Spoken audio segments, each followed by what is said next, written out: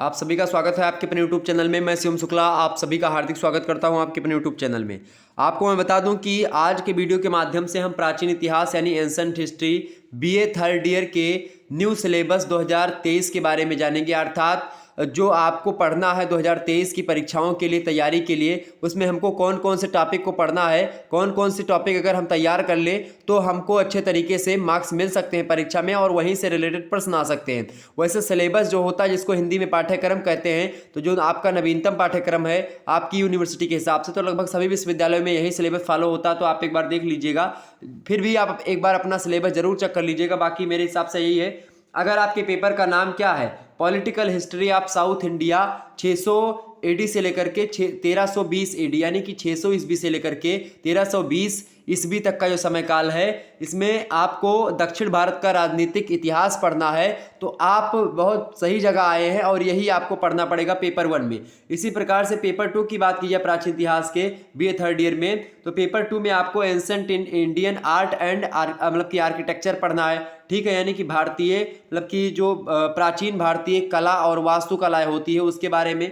इसके अलावा जो है प्राचीन इतिहास में आप जब एंसेंट हिस्ट्री में बीए थर्ड ईयर में होते हैं तो आपको 3 परीक्षाएं देनी होती है, मतलब कि 3 पेपर होते हैं प्रत्येक सब्जेक्ट के। जो तीसरा पेपर है उसका क्या नाम है, तीसरे पेपर का नाम है एंसेंट वर्ल्ड सिविलाइजेशन, यानी कि प्राचीन विश्व की सभ्यताएं या विश्व की प्राचीन सभ्यताएं आपको पढ़ने से। विश्व की प्राचीन सभ्यताओं में तमाम आप लोगों ने नाम सुना हुआ होगा, तो उन सभी सभ्यताओं के बारे में हमको जानना है। ठीक है, जैसे कि बेबीलोनिया की सभ्यता हो गई, या इसके अलावा और भी तमाम सारी सभ्यताएं आप लोगों ने सुना होगा नाम।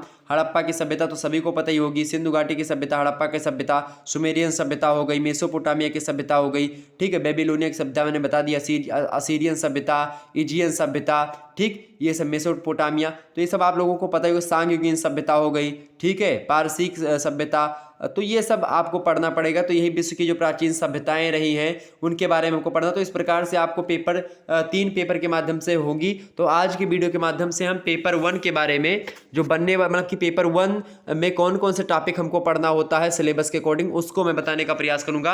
यानी प्रथम पेपर के यानी प्रथम प्रश्न पत्र के सिलेबस के बारे में चर्चा करूंगा ओवरऑल। तो बीए तृतीय वर्ष आप यहाँ पर देख सकते हैं, बीए तृतीय वर्ष प्राचीन इतिहास सिलेबस पेपर 1 का political history of South India 600 AD से लेकर के 1320 एडी तक आपको पढ़ना है, यानी कि 1320 तक। ओके, यानी कि 600 ईस्वी से लेकर के 1320 ईस्वी तक भारत का मतलब प्राचीन भारत का या दक्षिण भारत का राजनीतिक इतिहास आपको पढ़ना। ठीक है, देखिए इसमें चैप्टर्स जो आपके हैं अंग्रेजी में लिखे हैं, लेकिन इसको हिंदी में मैं आपको बताने का प्रयास करूंगा। इसमें अंग्रेजी में और हिंदी में इतिहास में लगभग एक ही सेम ही चीज़ें होती हैं, आप देख सकते हैं इसको। जैसे कि हमको इसमें पढ़ना क्या, जैसे कि यहाँ पर देख सकते हैं यूनिट 1 4 इकाइयों में आपका पूरा का पूरा पाठ्यक्रम सिलेबस बटा हुआ है। तो पहली इकाई के अंतर्गत हमको पढ़ना है sources of south Indian history. आपको मैं बता दूं कि दक्षिण भारत का जो साउथ माने होता है, दक्षिण इंडियन माने होता है भारतीय, और हिस्ट्री माने होता है इतिहास, सोर्सेस माने होता है स्रोत। तो दक्षिण भारतीय इतिहास को जानने के प्रमुख स्रोतों के बारे में हमको चर्चा करनी है। प्रमुख स्रोत कौन कौन से होते हैं, जैसे कि साहित्यिक स्रोत हो गए, जैसे कि पुरातात्विक स्रोत हो गए। अब पुरातात्विक स्रोत में जैसे कि सिक्के हमको कुछ मिले, जैसे हमको कुछ अभिलेख मिले, कुछ लेख मिले, तमाम प्रकार की चीजें हमको मिली, तो उससे हमको क्या होता है, ये स्रोत होते हैं। इसके अलावा ऐसे जो है साहित्यिक स्रोतों में आपका नाम आपने संगम साहित्य सुना होगा, वहां से कुछ चीजें हमको मिली। ठीक है, इसके अलावा आप देखिएगा संपूर्ण साहित्य में संगम साहित्य के अंतर्गत आप देखिएगा तो लगभग 2279 कविताएं शामिल हैं, 473 कवियों द्वारा रचित हैं। ठीक है, ये बतलाई जाती हैं, और लगभग आप 102 रचयिताओं के नाम भी आप देख सकते हैं। तो एक प्रकार से आप कुल मिलाकर के मतलब 102 रचयिताओं के नाम जो हैं उसकी कविता के नहीं मिलते कौन सी कविता शामिल है। तो इस प्रकार से संगम साहित्य के बारे में अगर हम पढ़ लेते हैं तो हमको दक्षिण भारत के इतिहास के बारे में विधिवत जानकारी मिल जाती है। संगम साहित्य का जो विकास हुआ था 3 चरणों में हुआ था। प्रथम संगम का कोई उपलब्ध मतलब कि साक्ष्य नहीं मिलता है। द्वितीय संगम साहित्य की बात की तो एकमात्र ग्रंथ मिलता है तोलकाप्पियम। ठीक है, उसी से हमको जानकारी मिलती है। और खास करके आप देखिएगा तमिल भाषा की रचना है, तमिल भाषा का प्राचीनतम व्याकरण ग्रंथ है, इसके माध्यम से हमको जानकारी मिलती है। तृतीय संगम साहित्य की बात की तो उसमें तमाम सारी रचनाएं हमको मिली, जैसे कि ननी जो है नानिन्नय, इसके अलावा कारुंथोकय। ठीक है, इसके अलावा एनकुरुरु मतलब कि एनकुरु नुरु। ठीक है, ये तमाम प्रकार की रचनाएं हैं।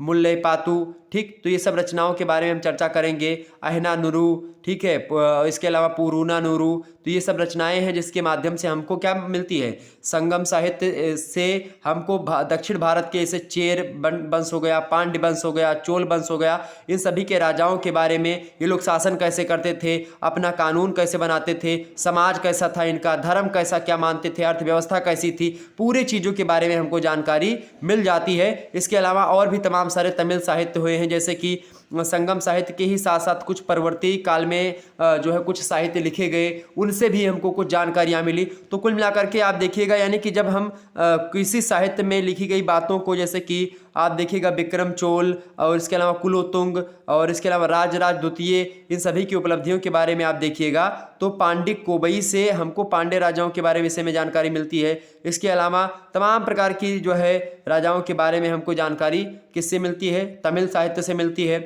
इसके अलावा खास करके अगर बात की जाए कन्नड़ साहित्य से, तो कन्नड़ साहित्य जो देखिएगा आप तो ये भी उपयोगी है। तमिल भाषा के बाद अगर दूसरी कोई भारतीय दक्षिण भारतीय भाषा है तो मतलब कि जिसमें सोर्सेस उपलब्ध है दक्षिण भारत के इतिहास को जानने के, तो कन्नड़ भाषा ही है।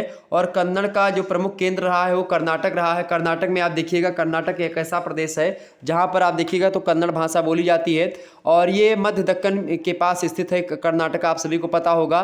तो इस भाषा का, कन्नड़ भाषा का एक सबसे पहला ग्रंथ माना जाता है कविराज मार्ग। कविराज मार्ग जो है, इसकी रचना जो हुई थी राष्ट्रकूट शासक नृपतुंग ने की थी और फिर उसकी सहमति से जो है आगे लिखा गया था। तो कुल मिलाकर के आप देखिएगा एक राजनीतिक ग्रंथ रहा है ये, जिसमें अलंकार शास्त्र पर विशेष ध्यान दिया गया है। और कन्नड़ ग्रंथों में आप देखेंगे तो विक्रमार्जुन के बारे में, हम विक्रमार्जुन विजय के बारे में, इसके अलावा रन रचित गदा युद्ध के बारे में विशेष जानकारी मिलती है। चालुक्यों और राष्ट्रकूटों के इतिहास के बारे में भी हमको कुछ जानकारी मिली है और कुछ तमाम सारे और साहित्यिक स्रोत हैं, उनके माध्यम से हमको पढ़ना होता है। तो यानी पांड्य वंश की जानकारी हमको मिलती है तमाम प्रकार की अनुश्रुतियों के माध्यम से। चोल वंश के प्रारंभिक इतिहास के लिए संगम साहित्य काफ़ी उपयोगी है। इसके अलावा और भी कुछ पुस्तकें हैं जिसके माध्यम से हमको जानकारी मिलती है, हम चर्चा करते रहेंगे। तो कुल मिलाकर के आप देखिएगा होयसल राजवंश हो, यादव जो है वंश हो, इन सभी के बारे में आप देखेंगे तो हमको दक्षिण भारतीय जो पुस्तकें हैं, जो ग्रंथ हैं, उनसे हमको जानकारी मिली है। तो साहित्यिक स्रोतों में हमको पढ़ना है। मैं चर्चा करूंगा, एक दिन चैप्टर 1 पर वीडियो बना दूंगा विस्तार से, तो समझ लीजिएगा। एग्जाम में 10 नंबर यहाँ से हमेशा पूछा जाता है।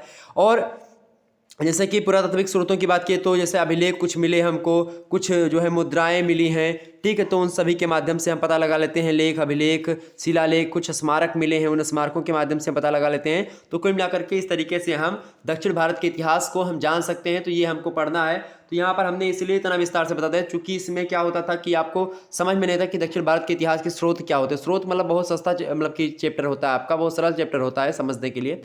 अगला जो आपका चैप्टर आता है चालुक्याज ऑफ वातापी, अर्थात वातापी के जो चालुक्य थे उनके बारे में हमको जानना। लिख लीजिएगा वातापी के चालुक्य। वातापी के चालुक्य में नाम आता है पुलकेशियन द्वितीय का। पुलकेशियन द्वितीय जो हैं, इन्होंने एक प्रकार से आप देखिएगा ऐहोल प्रशस्ति में इनके बारे में जानकारी मिलती है। और पुलकेशियन द्वितीय का चाचा था मंगलेश, उसने अपने पुत्र को वातापी के राज सिंहासन में प्रतिष्ठित करना चाहता था, लेकिन पुलकेशियन को उसके वैध अधिकार से वंचित करना चाहता था। इस प्रकार से क्या होता, कई सारी चीज़ें हैं, चर्चा करेंगे हम। कई सारी विजय पुलकेशियन जो है, जो द्वितीय है, जीतता है, ठीक। कदम्बों पर आक्रमण किया इसने, आलूप और गंग पर आक्रमण किया, कोंकण पर आक्रमण किया, लाट मालो एवं गुर्जरों पर आक्रमण किया। पुलकेशिन द्वितीय का हर्ष से भी युद्ध दिखाई पड़ता है, कहीं हमको जानकारी मिलती है। तो इस प्रकार से आप देखेंगे कि ये एक प्रकार से पूर्वी दक्षिणापथ पर भी इसने आक्रमण किया। तो कहीं ना कहीं पे आप देखिएगा ये बहुत जो है एक प्रकार से प्रतापी शासक के रूप में हम मान सकते हैं पुलकेशिन द्वितीय को। इसके अलावा विक्रमादित्य फर्स्ट के बारे में जानेंगे, भी क्या है, चालुक्य ही है वातापी के। इसके अलावा विक्रमादित्य द्वितीय, तो विक्रमादित्य द्वितीय, विक्रमादित्य प्रथम और पुलकेशिन द्वितीय, ये 3 शासक बहुत ही महत्वपूर्ण है जिनके बारे में हमको विस्तार से जानना है। वातापी के चालुक्य हैं, ओके। इसके अलावा हमको क्या पढ़ना है, अ ब्रीफ हिस्ट्री ऑफ जो है ईच डायनेस्टी। ईच माने होता है प्रत्येक, प्रत्येक मतलब क्या होता है, निम्नलिखित जो नीचे लिखी हुई है। देखिए 3, जैसे कि गंग डायनेस्टी यानी गंगाज, और इसके अलावा कदम्बाज या फिर काकत्याज, यानी कि गंग वंश के बारे में, गंग डायनेस्टी के बारे में, गंग सल्तनत के बारे में, ठीक है, कदम्ब वंश के बारे में और काकतीय वंश के बारे में। तो इन सभी के बारे में ब्रीफ हिस्ट्री माने होता है एक प्रकार से संक्षिप्त परिचय, ठीक है। तो गंग डायनेस्टी के बारे में काकतीय वंश हो गया, गंग वंश हो गया, और गंग वंश के अलावा हमको काकतीय वंश के बारे में, इन सभी के बारे में एक ब्रीफ हिस्ट्री, एक ब्रीफ जानकारी, ठीक है, हमको ग्रहण करनी है। ठीक है, तो इसके बारे में हम चर्चा कर लेंगे, इसके इतिहास के बारे में, गंग वंश का इतिहास क्या रहा है, कदम्ब वंश का इतिहास क्या रहा है और काकतीय वंश का इतिहास क्या रहा है, इन सभी के बारे में चर्चा कर लेंगे। यूनिट 2 पर हम जो है प्रवेश करते हैं। यूनिट 2 में हमको क्या पढ़ना है देखेंगे, ओरिजिन ऑफ पल्लवास। पल्लवास माने समझ रहे हैं, पल्लव, ठीक है, पल्लव जो राजवंश है, तो पल्लव का उद्गम, ओरिजिन माने होता है उद्गम, पल्लवों का उद्भव कैसे हुआ, उद्गम कैसे हुआ, इसके बारे में जानना है। ठीक है, कहाँ से निकले, किस तरीके से इनका विकास हुआ, इस सभी को जानेंगे। द पल्लवास, द पल्लवास माने जो कुछ पल्लव राजा रहे हैं उनके बारे में, महाराज रहे हैं उनके बारे में समझना, जैसे कि महेंद्र वर्मन फर्स्ट हो गए, इनके बारे में हमको विस्तार से जानना है। इसके अलावा नंदी वर्मन द्वितीय हो गए, इनके बारे में पढ़ना है। इसके अलावा पल्लवमल के बारे में हमको जानना है। तो ये सब कुछ पल्लव वंश के शासक हैं जिनके बारे में हमको जानना है, प्रतापी शासक हैं, तो इनके बारे में हमको पढ़ना है। इसके अलावा यादवाज आप देवगिरी के जो यादव है उनके बारे में हमको जानना है, जैसे कि भिल्लम पंचम हो गए, इनके बारे में पढ़ना है। और रामचंद्र के बारे में पढ़ना है। तो रामचंद्र और भिल्लम पंचम ये देवगिरी के यादव वंश से रिलेटेड हैं, इनके बारे में हमको जानना है खास करके। इसके अलावा जो है होयसल्स वंश, होयसल्स वंश के बारे में हमको जानना है कि इसमें कौन कौन से प्रतापी शासक हुए हैं, और होयसल्स वंश का इतिहास, उद्गम, इन सभी प्रकार की चीज़ों के बारे में हम चर्चा करेंगे। इसके अलावा आपके सिलेबस में आपको पढ़ना है यूनिट 3 में क्या पढ़ना है भाई, ओरिजिन ऑफ राष्ट्रकूटास, यानी कि राष्ट्रकूटों का उद्गम, उदय, ठीक है, या जन्म कैसे हुआ, राष्ट्रकूट के बारे में चर्चा करेंगे हम। अब राष्ट्रकूटास के कुछ शासक भी रहे, यानी राष्ट्रकूटों के कुछ शासक ऐसे रहे कि राष्ट्रकूट शासकों में जिनका एक प्रकार से वर्चस्व लहराए, जैसे कि ध्रुवसेन मतलब कि ध्रुव हो गए, ठीक है, गोविंद तृतीय हो गए, अमोघ वर्षा फर्स्ट हो गए, ठीक है। इसके अलावा इंद्र तृतीय हो गए, यानी इंद्र तृतीय, अमोघ वर्ष फर्स्ट, और गोविंद तृतीय यानी गोविंद थर्ड। इसके अलावा ध्रुव, ठीक। तो इन सभी के बारे में हमको ये 1 2 3 4 शासकों के बारे में विस्तार से हमको राष्ट्रकूटों के बारे में पढ़ना है। इसके अलावा राष्ट्रकूटों का जो एडमिनिस्ट्रेशन कैसा था, यानी कि राष्ट्रकूटों का प्रशासन, ठीक है, तो वो लोग प्रशासन कैसे करते थे, किस प्रकार से शासन था उनका, ठीक, उनके बारे में हम जानने का प्रयास करेंगे यहाँ पर। तो हम विस्तार से चर्चा करेंगे और किसी भी प्रकार से कोई त्रुटि आपकी नहीं होगी, बाकी आप समझ सकते हैं। तो सारी चीज़ें आपको पता ही होगी, सारी चीज़। अगला आपका है यूनिट नंबर 4।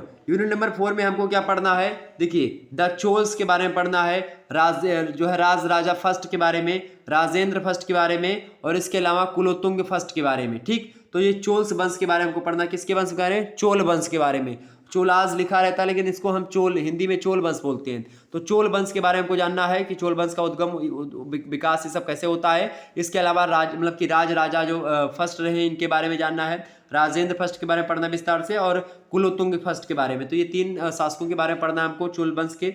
इसके अलावा चोलों का जो एडमिनिस्ट्रेशन था, यानी कि प्रशासन उनका कैसा था, उसके प्रशासन के बारे में जानेंगे। अच्छा सर, राजा फर्स्ट के बारे में हमको क्या जानना है, इनकी उपलब्धियों के बारे में जानना है, इन्होंने जो युद्ध लड़े इनके बारे में जानना है, कौन कौन से युद्ध जीते उसको जानना है, ठीक है, और कब से कब तक शासन किया इसको जानना है, ठीक। ये बात ध्यान रखिएगा, बस यही पढ़ना होता है। इसके अलावा अगला देखिएगा the Pandyan empire, first Pandyan empire, यानी प्रथम जो पांड्य वंश रहा है, प्रथम पांड्य वंश के बारे में, और द्वितीय पांड्य वंश यानी सेकंड पांड्यन एम्पायर। तो इन दोनों के बारे में हमको चर्चा करनी है। तो इस प्रकार से आपका इतने चैप्टर्स में आपको हो जाएगा, ठीक। तो इस प्रकार से इतना आपका सिलेबस था पेपर 1 का। पेपर 2 का सिलेबस जल्द ही आपके समक्ष में प्रस्तुत कर दूंगा। पेपर 2 का आपको नाम पता ही होगा क्या है, ancient Indian art and architecture. इसके सिलेबस को मैं जो है अपलोड कर दूंगा इसके बाद में, यानी कल आप लोग उसको देख लीजिएगा। तो चलिए फिर मिलते हैं हम नेक्स्ट वीडियो में, तब तक के लिए जय हिंद जय भारत। आप सभी का बहुत बहुत धन्यवाद हमारे से जुड़ने के लिए। इसी प्रकार से अपना प्यार बनाए रखिएगा।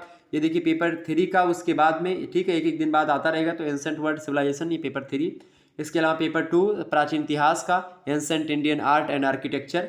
और इसके अलावा पेपर 1 आपका political history of South India 682 1320 AD, okay, यानी कि 600 ईस्वी से लेकर के 1320 ईस्वी जो है दक्षिण भारत का राजनीतिक इतिहास, ओके। तो ये सभी को हमको पढ़ना था। तो आज हमने सिलेबस देख लिया पेपर 1 का। पेपर 2 का सिलेबस आपका मैं कल डिस्कस कर दूंगा, और पेपर 3 का परसों, और उसके बाद में इसी चैनल पर आप देखिएगा हर एक सब्जेक्ट BA थर्ड ईयर का सिलेबस मैं डिस्कस कर दूंगा। बाकी जब मॉडल पेपर आएंगे तो आपके शुक्ला स्टडी पॉइंट चैनल पर आपको मिल जाएंगे, तो आप वहां से भी देख लीजिएगा, ठीक है। चलिए फिर मिलते हैं हम नेक्स्ट वीडियो में, तब तक के लिए जय हिंद जय भारत। आप सभी का बहुत बहुत धन्यवाद हमारे से जुड़ने के लिए। इसी प्रकार से अपना प्यार हमेशा बनाए रखिएगा। वीडियो को लाइक करिए, पसंद आए तो चैनल को सब्सक्राइब करिए, शेयर करिए सभी दोस्तों के पास अपने इस वीडियो को। धन्यवाद, ओके। चलिए बहुत बहुत धन्यवाद आप सभी का।